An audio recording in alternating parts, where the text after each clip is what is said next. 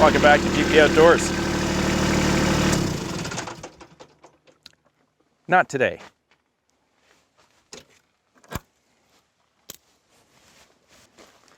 You know, I was thinking this morning when I was having my morning coffee, just how fortunate I am now that I have a tractor.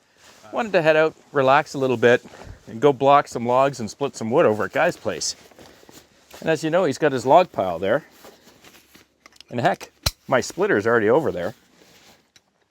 I don't really need the tractor today. It's supposed to be nice outside. So I'm thinking, I got everything I need right here.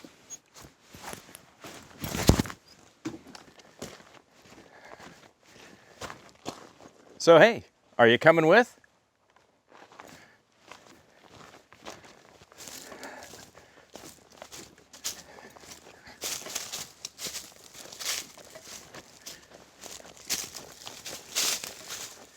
Have you folks ever noticed, if you've got property with a little bit of forest on it, that no matter how many times in a week or a day you walk through the forest, it's always different. It's never the same twice. You know, whether it's in the fall and the leaves start to change, or whether it's in the spring and the trees are starting to bud, or maybe you're walking through and another new tree has fallen on the ground, or something has changed somewhere. It's just never the same twice. Remember the old term, busy as a beaver? Well, as you can probably see through there, that's the marsh area that I refer to sometimes on the east side of my property. And of course, our little friends this time of year are pretty busy. They start sneaking in. These guys have definitely made quick work of this. They literally got this all done within about 1 week. And you can see, if you look a little further up there, it goes all the way back up onto the ridge there. They'll just take anything of good size. They're sneaky little guys. It's usually around 2, 3 in the afternoon. If I slide through here, I'll usually find one of them heading back. But there's some of their little chips there, in case you can't see it. Yep, everybody needs a home.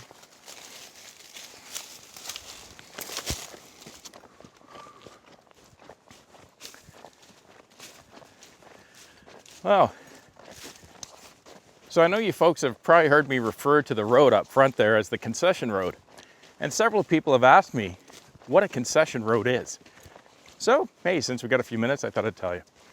For all you history buffs, back in, I guess it was the late 1800s, 1870s, 1880s, something like that, the government of Canada did kind of the same sort of thing that was done in the US.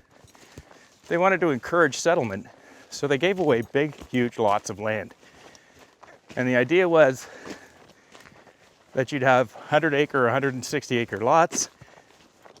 Somebody would get granted that big parcel of land, and they were required to build a house on it and to farm it.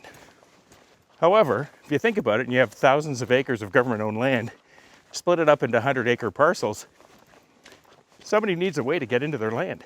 So the government said they'd build a concession road. But the concession being that the government would build the road. However, the people settled on each of those roads as a concession were responsible to maintain that road. Hence, concession road. Yes, the old rock fence. You know, every day I pass this rock wall, I realize just how fortunate I am to have a tractor and a lot of modern technology. Some poor guy 100, 120, 140 years ago was trying to clear his acreage to farm and had to dig these things up with probably nothing more than a horse, dragging up and digging out and pickaxing those rocks out of the ground the way I do with a grapple, and then dragging them over here to the property line. I think I'd probably be remiss if I didn't tell you the end of this story, because it's actually a very sad tale. The good folks way back when that got their property granted up here, and up here, by the way, they're 100-acre parcels. These folks didn't know it, but you guys know from the videos I've done, we're right in a bad spot of the Canadian Shield, and they worked for years clearing boulders trying to farm this land, and of course, you can't farm up here. There's too much rock. Local history tells it didn't end well for anybody, which is unfortunate. because I mean, you don't know until you start plowing through lot. At the end of the day, decades later, this area became a major logging area. In fact, Guy's property that we're always hanging out on was in fact logged for years, long before Guy bought it. And in fact, there are a lot of mines up here. A lot of mines. Heck, a lot of rock. Anyways, that's the history lesson for today. With a look at this snow, I'm going to grab a couple of coffees with Guy before I start bucking logs. I'll see you at the log pile.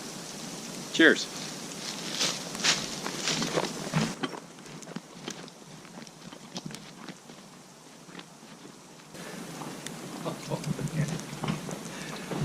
I gotta tell you, where else but Ontario? I don't know how it's snowing, but it's snowing.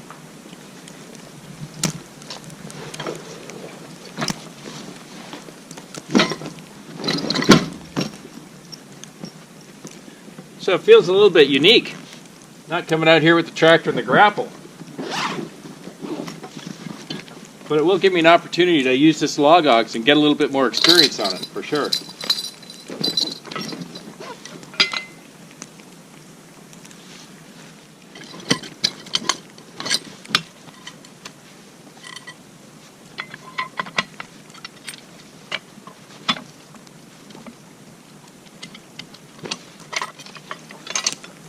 All right, cant hook.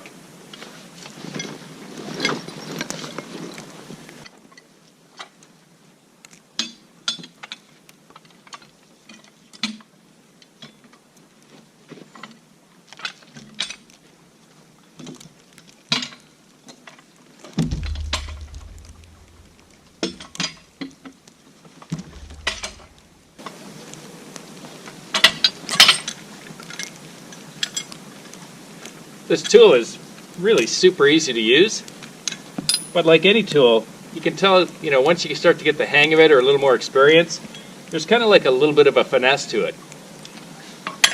I keep having those little moments of brilliance, but I'm still trying to get a little more experience to be a little more smoother with it. I have to say, I'm really liking the have of this timber jack. No more cutting into the ground in the gravel.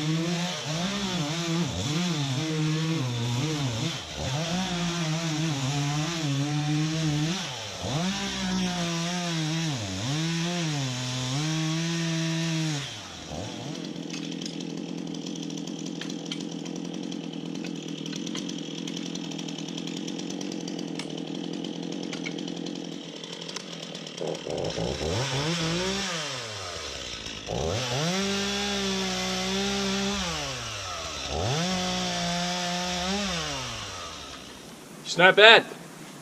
I got to get a little practice in as far as how to cut the logs as they get close to the ground like that. But I tried the kind of 1/2 to 3/4 cut and then used the LogOX to spin it over. The last one's there is a little close to the ground, but otherwise saves the back a lot.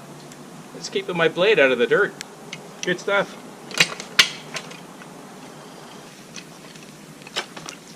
I'm not sure if you're supposed to, but I'm thinking you can use it as a cant hook and leave the timberjack on, but I'm going to try it out in the pile here and see. Of course, I got a potential landslide coming here. We'll see what happens.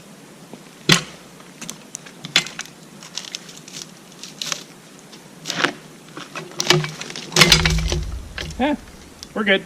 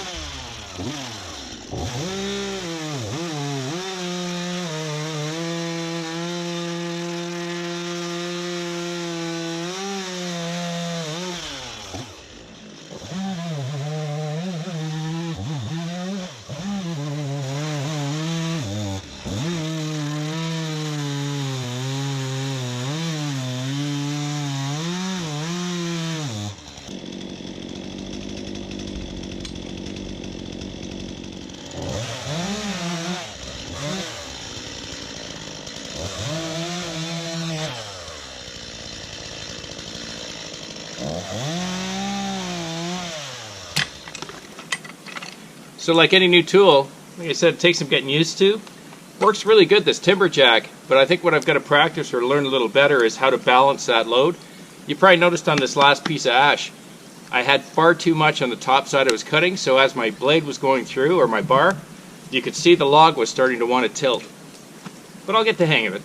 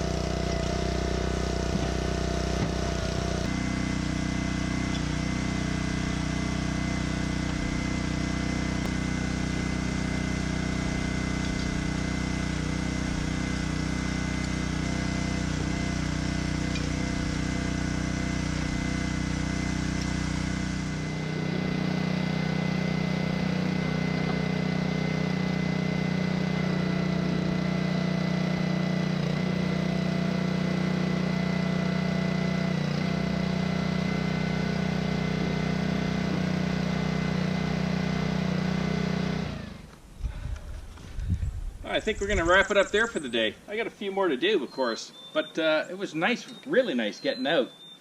I also got the chance to use the LogOX a little more, getting the hang of it. It's an easy tool to use, but like any tool, there's a little bit of a finesse you start to learn after you get a little more experience and you start using it a lot. I think I did pretty good. I'm starting to get the hang of throwing the rounds without having to release the hook, so that's coming along. Timberjack, got to work on that a little bit more about as far as how I balance that log when I lift it off the ground, because I want to get as many rounds off of it before moving it, but at the same time, if I move that timberjack too far over, log wants to tilt. Well, I wanted to thank you very much for sticking around with me today. I hope you enjoyed it. If I'm lucky, maybe I'll get a ride back home, because I don't really feel like walking anymore today. If you like the channel, please click subscribe, hit that like button, and if you want to know when I'm posting more videos, just click that little bell. Have a wonderful week with your families, and a safe week. And I'll see you again on the next one. Cheers.